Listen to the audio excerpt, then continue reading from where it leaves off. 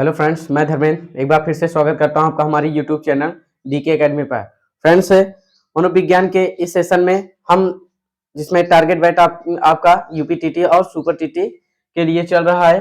तो आज हम इसमें जैसा कि अधिगम इसे मनोविज्ञान के सेशन में चल रहा था, तो अधिगम हम बिल्कुल समापन पर हैं। आज हो सकता है आपका अधिगम समाप्त हो जाएगा, क्योंकि इसमें दो सिद्धांत मेनली आपको यूपी टीटी के मेन जो सिलेबस के अकॉर्डिंग है उसको हम पढ़ने वाले हैं, जिसमें आपका दो आपके बचे हुए हैं। एक हमारा है बीएफ स्किनर का जो क्रिया प्रसूत अनुबंधन का सिद्धांत है, और एक हमारा जो संज्ञानवादी में जिसमें गेस्टाल्टवादी आते हैं, तो उसके अंतर्गत जो अंतर्दृष्टि या सूझ का सिद्धांत दिए थे कोहलर ने, उसको हम आज इसी में कवर करेंगे।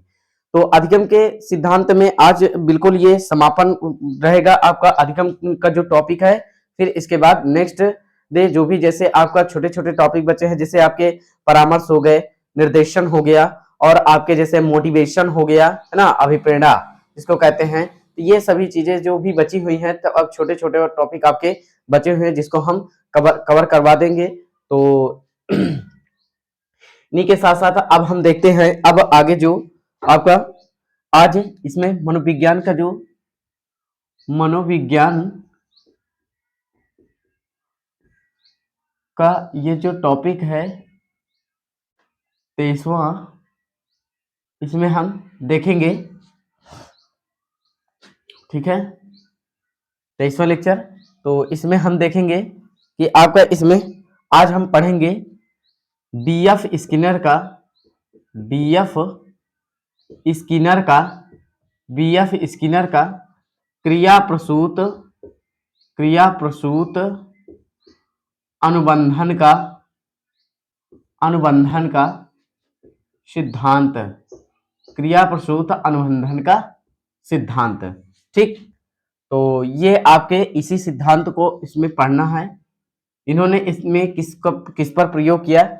इन्होंने क्रिया प्रसूत सिद्धांत में इन्होंने चूहे पर भी प्रयोग किया था और कबूतर पर भी प्रयोग किया था। क्योंकि इसमें का बताया जाता है कि एक पिंजड़ा होता है, उसमें कबूतर को या चूहे को बंद कर दिया जाता है, जिसमें वह इस पिंजड़े में जो आपका ये पिंजड़ा होता है, यहीं पर ये यहां से इसका डोर बॉक्स होता है ना, यहां से इसको अंदर करते हैं, और यहीं पर कहीं दाना होता है, तो इसको चूहा यहां से या फिर कह सकते हैं कबूतर अंदर जा करके यहां से किसी तरह से खोलते हुए इसको यहाँ पे दाना खा लेता है, जिससे उसको पुनर्बलन प्राप्त हो जाता है। तो इसी कारण तो पहले हम इसको जान लेंगे कि इसे और किस किस नाम से जाना जाता है, क्योंकि अन्य नाम इसके बहुत ही इंपॉर्टेंट होंगे। अन्य नाम में इसे आपका बहुत ही इंपॉर्टेंट होगा, जिसमें हम देखेंगे बीएफ स्किनर का क्रिया प्रसूत अनुबंधन का सिद्धांत है। इसके अन्य नाम में जैसे इसे सक्रिय अनुकूलित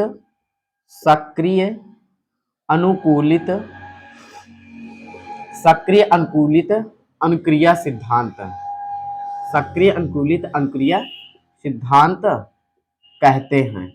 सक्रिय अनुकूलित अनुक्रिया सिद्धांत कहते हैं, समझ गए होंगे। यहाँ पे ध्यान दीजिएगा, अगर अनुकूलित अनुक्रिया सिद्धांत है तो आपने पावलोव के बारे में पढ़ा था, लेकिन यहाँ पे सक्रिय अनुकूलित अनुक्रिया सिद्धांत रहेगा तो आप यहाँ पे इसके नाम को यानी कि ये आपका बीएफ स्किनर के नाम से जानेंगे, ठीक है। इसे ही आर टाइप अनुबंधन कहा जाता है, इसे ही आर टाइप अनुबंधन कहते हैं, आर टाइप अनुबंधन कहते हैं। इसे ही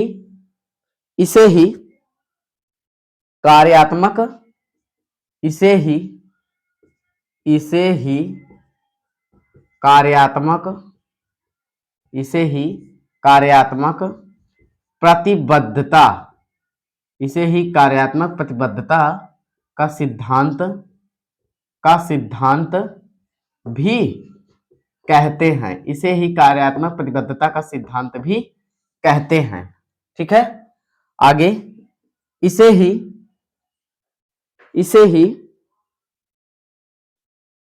उत्सर्जित अनुबंधन का सिद्धांत है, इसे ही उत्सर्जित उत्सर्जित अनुबंधन, इसे ही उत्सर्जित अनुबंधन का सिद्धांत भी कहते हैं। इसे ही उत्सर्जित अनुबंधन का सिद्धांत कहते हैं। और किस नाम से जानते हैं? इसे ही पुनर्बलन का सिद्धांत भी कहते हैं। पुनर्बलन का सिद्धांत भी कहते हैं। पुनर्बलन का सिद्धांत भी कहते हैं। क्योंकि ध्यान दीजिए, पुनर्बलन का सिद्धांत तो आपके स्किनर ने दिया था, लेकिन अगर प्रबलन का सिद्धांत अगर बात आ जाए तो उसको देने वाले सीएल हल थे। ठीक है, ध्यान दीजिएगा, थोड़ा सा फर्क होगा उच्चारण में। पुनर्बलन कहेगा, पुनर्बलन का सिद्धांत है बीएफ स्किनर ने, जबकि प्रबलन का सिद्धांत आपके सीएल हल ने दिया था। ठीक है, इसके बाद इसे ही नैमित्तिक अनुबंधन का सिद्धांत भी कहते हैं। ठीक, इसे ही नैमित्तिक अनुबंधन का सिद्धांत कहते हैं। इसे और भी अन्य नाम है इसके। इसे साधनात्मक अनुबंधन का सिद्धांत भी कहते हैं। इसे ही साधनात्मक अनुबंधन का सिद्धांत कहते हैं। और भी कुछ इसके नाम हैं, चलिए एक और लिख लेते हैं। इसे यांत्रिक अनुबंधन, इसे ही यांत्रिक अनुबंधन का सिद्धांत भी कहते हैं। ठीक है, इसे ही यांत्रिक अनुबंधन का सिद्धांत भी कहते हैं। ठीक है, तो इस तरह से हमने देखा बीएफ स्किनर के जो अनुबंधन का सिद्धांत इन्होंने बताया था, तो उसके अन्य नाम में हम जाने कि आपको इसमें बताया गया कि इसे ही सक्रिय अनुकूलित अनुक्रिया सिद्धांत कहते हैं। इसे ही आर टाइप अनुबंधन कहते हैं। इसको तो आर टाइप अनुबंधन कहा जाता है, और आपके जो पावलोव के थे उसे यस टाइप अनुबंधन कहा जाता है। लेकिन इसके पहले जो आपने थॉर्नडाइक के पढ़े थे उसे यस आर बॉन्ड के नाम से जाना जाता था। इसे ही कार्यात्मक प्रतिबद्धता का सिद्धांत भी कहते हैं। इसे ही उत्सर्जित अनुबंधन का सिद्धांत कहते हैं। उत्सर्जित अनुबंधन का सिद्धांत इसलिए कहा जाता है क्योंकि इस सिद्धांत में जो उद्दीपक होता है, यानी कबूतर का जो चुनने के लिए जो दाना होता है, उसे कबूतर को ज्ञात नहीं होता, बल्कि वह अपनी अनुक्रियाओं के द्वारा उसे खुद उत्सर्जित करता है। इसीलिए इसे उत्सर्जित अनुबंधन का सिद्धांत कहते हैं। इसे ही पुनर्बलन का सिद्धांत भी कहते हैं। इसे पुनर्बलन का सिद्धांत क्यों कहा जाता है? क्योंकि पुनर्बलन का मतलब ही है कि किसी अनुक्रिया को उत्तेजित करने वाला कारक। अर्थात यदि आप मान लीजिए आप में क्या कहें, मान लीजिए इसी वर्ष वैकेंसी मान लीजिए आपकी आने वाली हो, ठीक है, और आप टेट क्वालिफाई ना हो, तो आप क्या करेंगे, आने वाली टेट की परीक्षा या सीटेट की परीक्षा में आप क्या करेंगे, अधिक से अधिक है, क्योंकि आपको उद्दीपक के रूप में क्या है, आपको नौकरी लेना है, वो आपको दिख रहा है कि वैकेंसी आने वाली है, तो आप क्या करेंगे, आप पहले सीटेट या टेट क्वालिफाई होने के लिए आप अधिक से अधिक मेहनत करेंगे, तो वही आपकी क्या होगी, वो आपकी इसके लिए अनुक्रिया, अर्थात उद्दीपक को प्राप्त करने के लिए सीटेट की परीक्षा को पास करने में जो काम करेंगे वही आपकी अनुक्रिया होगी। तो अनुक्रिया आप क्या करेंगे, तेजी से करेंगे, तो उससे क्या होगा, आप फिर अगली परीक्षा में आप शामिल हो पाएंगे। तो वही है आपका पुनर्बलन, ठीक है। लेकिन अगर पुनर्बलन का सिद्धांत तो आपके बीएफ इसका दे दिया, लेकिन जो प्रबलन का सिद्धांत है वो सीएल हल के द्वारा दिया गया। आगे है, इसे ही नैमित्तिक अनुबंधन का सिद्धांत भी कहते हैं और इसे साधनात्मक अनुबंधन का सिद्धांत भी कहते हैं। इसे यांत्रिक अनुबंधन का सिद्धांत कहा जाता है। तो इसके अन्य नाम को आप विशेष याद रखिएगा, क्योंकि यहाँ पे क्रिया प्रसूत अनुबंधन का सिद्धांत अधिकतर बच्चों को पता होता है, लेकिन इसके अन्य नाम में अगर दे दिया तो फिर आप क्या करेंगे, आप गलती कर जाएंगे। तो आप इन चीजों को ध्यान दीजिएगा। इसके बाद हम देख लेते हैं इन्होंने प्रयोग किस पर किया था, यहीं पर देख लेते हैं। प्रयोग इन्होंने प्रयोग जो किया था वह चूहा तथा कबूतर, चूहा तथा कबूतर, चूहा तथा कबूतर दोनों पर किए थे, दोनों पर किए, ठीक है, दोनों पर किए।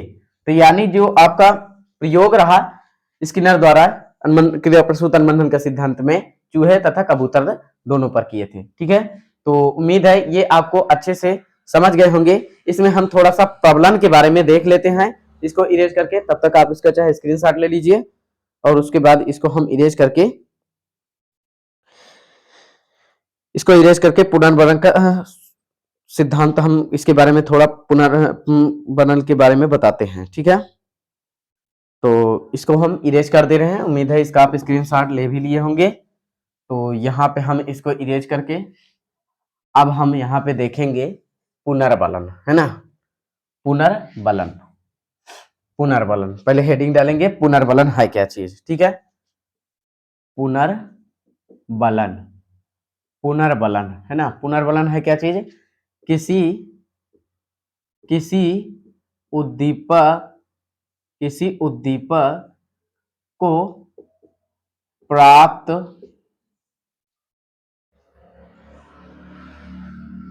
करने में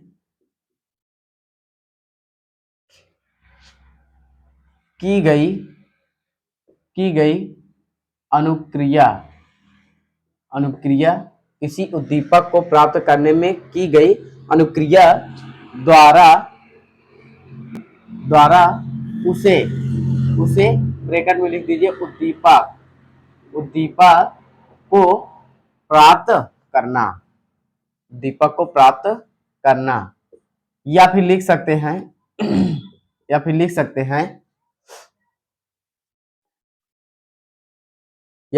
हैं अनुक्रिया को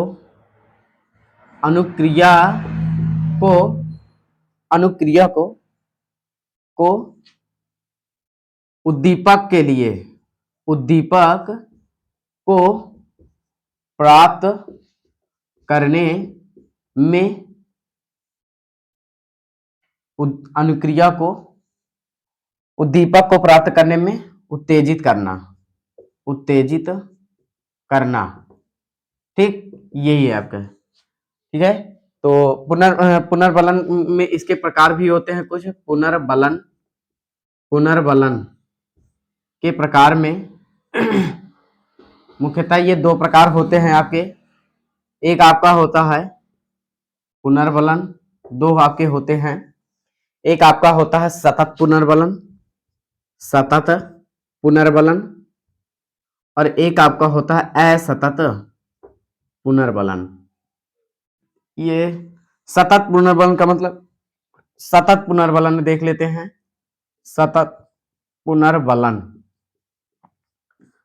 पुनर्बलन का मतलब है कि प्रत्येक सही अनुक्रिया पर पुनर्बलन देना, प्रत्येक सही अनुक्रिया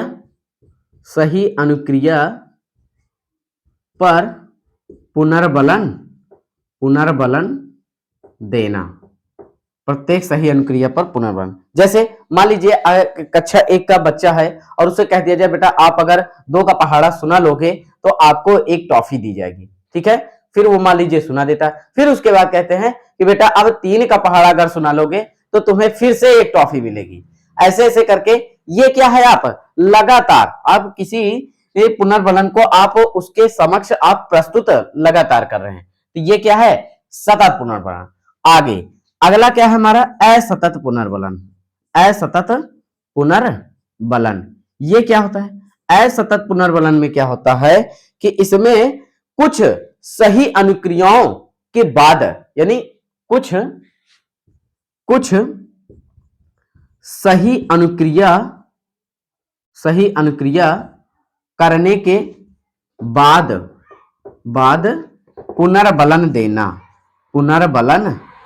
देना। मतलब यहां पे निश्चित नहीं होगा कि कुछ ऐसी सही अनुक्रिया आप कहेंगे कि बेटा आप पहाड़ा सुनाइए, तो आपको कोई यानी 2 से 3 तक या 4 तक पहाड़ा सुनाइए, अगर आप कर लेते हैं तो आपको इतना टॉफी मिलेगी। तो है ना, 2 का सुनाया, 3 का सुनाया, 4 का सुनाया, तो बोले अध्यापक जी बोले कि चलिए बहुत बढ़िया, ये लो आप टॉफी, है ना, लगातार नहीं रहा, असतत में रहा। तो इस तरह से हमारा होता है। और यहां पे नोट पॉइंट लिख लेंगे, जब आप देखिए यहां पे जो असतत पुनर्बलन होगा, असतत पुनर्बलन सतत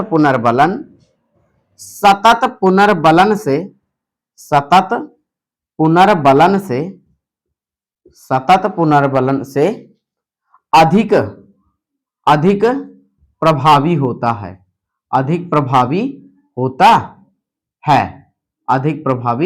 होता है। ऐसा क्यों है?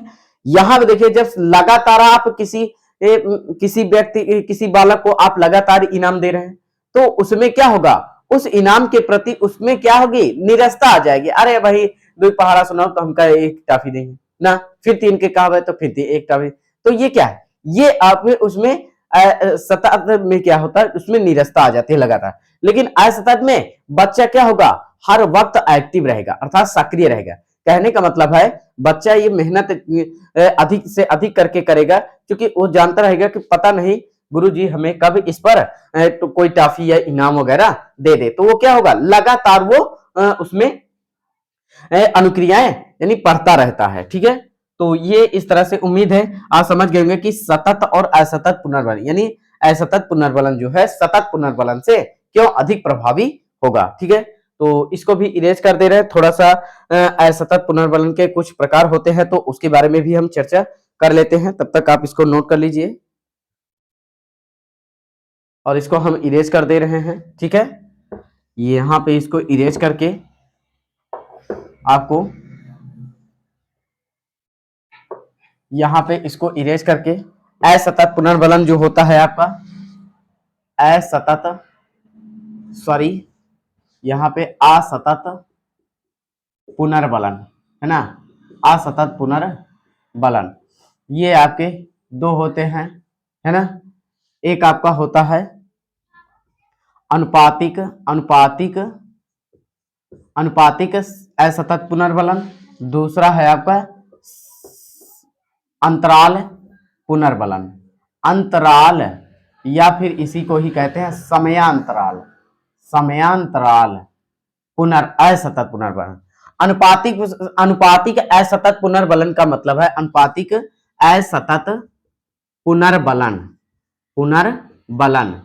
इसका मतलब क्या है और इसका मतलब क्या है, असतत पुनर्बलन। यहां पे अनुपातिक असतत पुनर्बलन का मतलब है यहां पे जो पुनर्बलन एक निश्चित अनुपात में दिया जाएगा।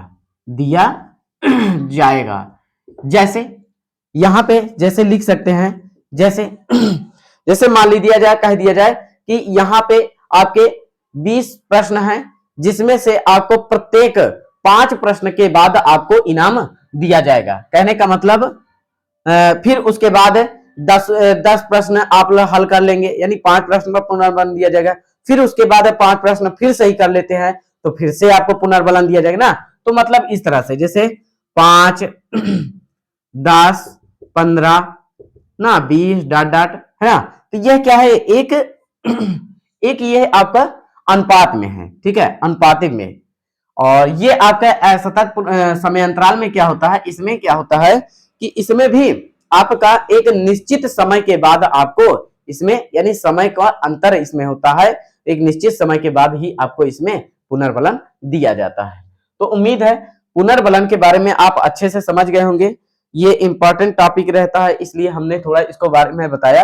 अब हम इसमें अब आपको पढ़ाएंगे जो संज्ञानवादी थे, जिसमें आप पढ़ेंगे आपके कोहलर का जो सिद्धांत था अंतर्दृष्टि या सूझ का सिद्धांत। ठीक है, यहां पे अब आगे लिखेंगे संज्ञानवादी।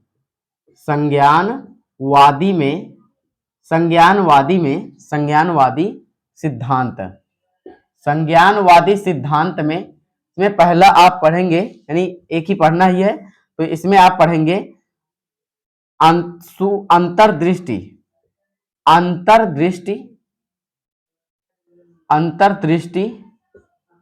या सूझ का सिद्धांत। अंतर्दृष्टि या सूझ का सिद्धांत, इसके प्रवर्तक जो है वोल्फगैंग कोहलर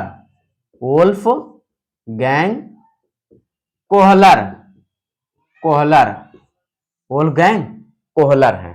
ठीक है, और इनमें समर्थक या फिर आप लिख सकते हैं संज्ञानवादी या गेस्टाल्टवादी। चलिए इसके बारे में हम देखते हैं कि अंतर्दृष्टि या सूझ का सिद्धांत हमें क्या बताता है। ठीक है, इसके बारे में हम देखते हैं। चलिए इसमें हम इसके अन्य नाम को पहले देखते हैं कि अंतर्दृष्टि या सूझ के सिद्धांत को किस नाम से, किन किन नामों से जाना जाता है। अन्य नाम, चलिए अन्य नाम में भी देखते हैं कि हम इन्हें किन किन नामों से जानते हैं। ठीक है, तो इसमें लिखेंगे इसे गेस्टाल्ट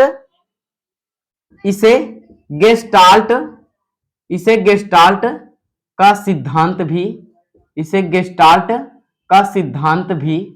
कहते हैं। इसे गेस्टाल्ट का सिद्धांत भी कहते हैं, यानी इसे गेस्टाल्ट का सिद्धांत भी कहते हैं। इसे पूर्णाकार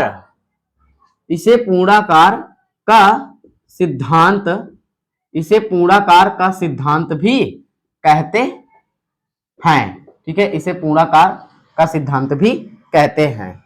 इसे आहा अनुभव का सिद्धांत भी कहते हैं। इसे आहा अनुभव का सिद्धांत भी कहते हैं। ठीक है, इसे आहा अनुभव का सिद्धांत भी कहते हैं। इसे प्रकाश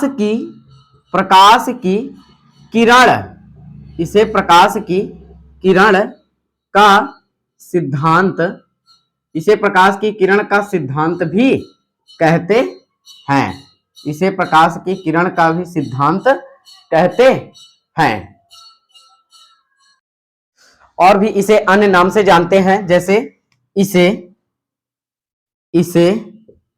सीखने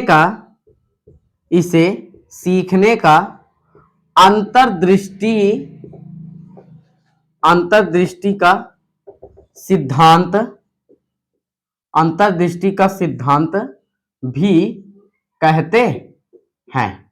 ठीक है, आगे और भी इसे एक नाम से जानते हैं, इसे समग्राकृति का सिद्धांत भी कहते हैं। ठीक है, इसे समग्राकृति का सिद्धांत भी कहते हैं। तो इस तरह से संज्ञानवादी में, जिसमें आपने पढ़ा अंतर्दृष्टि या सूझ का सिद्धांत, और इसमें आपने इसके जो प्रवर्तक रहे वो आपके वोल्फगैंग कोहलर, इन्होंने इसे गेस्टाल्ट का सिद्धांत कहा। गेस्टाल्ट की बात आती है, गेस्टाल्ट के बारे में थोड़ा सा भी जानेंगे, और इसके अन्य और जो नाम है देखते हैं। इसे पूर्णाकार का सिद्धांत कहा जाता है, इसे आहा अनुभव का सिद्धांत। ये सभी नाम क्यों पढ़े, अभी हम इसके प्रयोग में देखेंगे। ठीक है, तो इसे प्रकाश की किरण का सिद्धांत भी कहते हैं, इसे सीखने का अंतर्दृष्टि का सिद्धांत भी कहते हैं, और इसे ही समग्राकृति का सिद्धांत भी कहते हैं। तो इस तरह से इसके नाम रहे।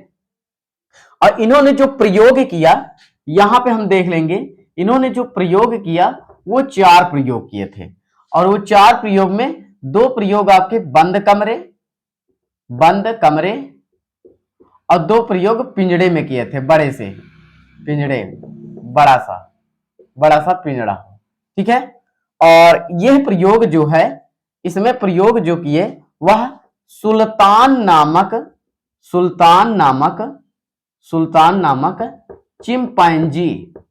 चिंपैंजी बंदर पर, ठीक है। सुल्तान नामक चिंपैंजी बंदर पर इन्होंने किया था, ठीक है। तो इसकी कहानी के बारे में ऐसे ही जान लेंगे। देखिए इसमें क्या होता है कि जो पिंजरे में किया गया था या बंद कमरे में जो प्रयोग किया गया था, उसमें क्या होता था, केला लटका दिया जाता, ऐसे ही छत में मान लीजिए केले लटका दिए जाते थे ऐसे करके, और उसमें उस बंदर को, जो बड़मानुस जो था, सुल्तान नामक जो चिंपैंजी बंदर था, उसको आपको उसी कमरे में बंद कर दिया जाता था। तो वो क्या करता, केले को बहुत ही उछलता और पटकता है ना। उसके बाद कमरे की बात कर रहे हैं तो दो प्रयोग जो कमरे में किया था, तो उछलता पटकता है ना, तो उससे उसका काम नहीं हो पाता था। तो अब कमरे में ही अगर वो उसको देखता तो बगल कमरे में ही 3-4 लकड़ी के गुटके रखे हुए थे, है ना, बड़े बड़े। तो उसको क्या करता, अगर वो उस पर रख लेता तो वो पा जाता। तो बंदर ने काफी देर तक उछला कूदा, हाथ पैर मारा, नहीं पाया, है ना। तो उसने अचानक उसने देखा कि उसने लकड़ी के गुटके वो देखा और उसको क्या किया, एक पर रखा तो नहीं पहुंच पाया, फिर से उसने दिमाग लगा एक दूसरा गुटका लाके ना, तब भी नहीं पहुंचा, फिर तीसरा गुटका लाके रखा, मतलब ऐसे करके वो पा गया उस केले को और उसको खा लिया। तो तभी कहता है आहा, है ना, आहा या आहा, मतलब वहां पे उसको दीपक को प्राप्त करने के बाद जो उसे अनुभव हुआ उसे ही आहा अनुभव का सिद्धांत कहा गया, ठीक है। इस तरह से दो प्रयोग किए, और दो प्रयोग जो पिंजड़े में किया गया था, पिंजड़े में सुल्तान नामक चिंपैंजी बंदर को बंद कर दिया जाता है, ठीक है। तो उसमें क्या होता है, केला जो है अब की बार जो उद्दीपक था वो उस पिंजड़े से बाहर होता है, और उसके पिंजड़े में ही 3-4 जो है जो लोहे की जो कील होती है या राड कह सकते हैं, वो रखी हुई होती है। तो उसके लिए क्या करता है कि वो बहुत ही देर हाथ वगैरह डालता है पिंजड़े से बाहर की कैसे निकाल पा जाऊं मैं इसे, लेकिन फिर जब वो नहीं पाता है तो अचानक उससे दिमाग आता है। तो वो, लेकिन वो कड़ी एक ऐसी होती है, लोहे की जो छड़ी होती है ऐसी होती है कि इन दोनों के किनारों के हिस्सों को अगर वो छुआ देता, यानी स्पर्श करा देता, तो वह क्या होती थी, आपस में जुड़ जाती थी। तो ऐसे करके एक पहले उसको जोड़ा नहीं पहुंचा तो दूसरा जो है उसे डाल करके प्राप्त कर लेता है, इसीलिए वहां पे आपको ऐसे अनुभव उसको प्राप्त होते हैं। इसीलिए वहां पे प्रकाश की किरण का सिद्धांत का मतलब है यहाँ पे जो ज्ञान होगा वह अचानक हो जाएगा। यानी सुल्तान नामक जो चिंपैंजी बंदर था उसमें, यानी अंतर्दृष्टि या सूझ के सिद्धांत, जो सूझ होगा वो अचानक होगा, है ना, यंत्रवत ना होकर के वो अचानक होगा, ठीक। तो इस तरह से हमने इसके बारे में जाना। थोड़ा सा हम इसके गेस्टाल्ट जो शब्द है इसके बारे में जान लेते हैं। इसमें हम इसके गेस्टाल्ट शब्द के बारे में जान लेते हैं कि गेस्टाल्ट शब्द है क्या चीज, ठीक है। गेस्टाल्ट के बारे में हम जान लेते हैं कि गेस्टाल्ट है क्या चीज। यहां पे लिखेंगे गेस्टाल्ट, गेस्टाल्ट, ठीक है। गेस्टाल्ट के बारे में हम जानेंगे कि गेस्टाल्ट है क्या चीज, ठीक है। गेस्टाल्ट, यह एक, लिख सकते हैं, यह एक जर्मन भाषा का, यह एक जर्मन भाषा का, यह एक जर्मन भाषा का शब्द है, शब्द है जिसका अर्थ होता है, जिसका अर्थ, जिसका अर्थ है, जिसका अर्थ है क्या, पूर्णाकार, पूर्णाकार या समग्राकृति, समग्राकृति, ठीक, ये इसका अर्थ होता है गेस्टाल्ट शब्द का। बस इतना ही जानिए। आपके पूछे हुए प्रश्न है ये, गेस्टाल्ट कैसा शब्द है, जर्मन भाषा का शब्द है, यूपीटीटी का ही क्वेश्चन है ये आपका। अब इसमें चार प्रमुख, चार प्रमुख, चार प्रमुख गेस्टाल्टवादी, गेस्टाल्ट, सॉरी गेस्टाल्ट, गेस्टाल्टवादी कौन कौन से हैं वो चार प्रमुख, इसमें लिखेंगे Max Wertheimer, Max Wertheimer, Kurt Koffka, Kurt Koffka, Kurt Koffka, Kurt Lewin या कर्ट लेविन इसे ही कहते हैं, इन्हें ही कहते हैं कुर्ट लेविन। और जो चौथे थे Wolfgang Kohler, Wolfgang Kohler, Wolfgang Kohler, sorry Wolfgang Kohler, ये ठीक, वोल्फगैंग कोहलर। तो आप इनको जरूर ध्यान दीजिए, ये आपके इंपॉर्टेंट दे देगा कि निम्न में से 4 प्रमुख गेस्टाल्टवादी या फिर निम्न में से कौन गेस्टाल्टवादी के अंतर्गत नहीं आते। तो आप यहाँ पे इनको जानिए, max वर्दिमा, Kurt Koffka, Kurt Lewin और वोल्फगैंग कोहलर। तो इस तरह से हमने देखा संज्ञानवादी सिद्धांत में अंतर्दृष्टि या सूझ के सिद्धांत को हमने अच्छे से देख लिया। तो यहाँ पे अब आपका अधिगम का जो सिद्धांत था ये आपका यहीं पे समाप्त होता है। तो अब नेक्स्ट डे हम एक नए टॉपिक के साथ आपसे मुलाकात करेंगे। तो तब तक के लिए मेरे साथ इस वीडियो में बने रहिए और मिलते हैं नेक्स्ट वीडियो में। तब तक के लिए good bye, tata, thank you so much.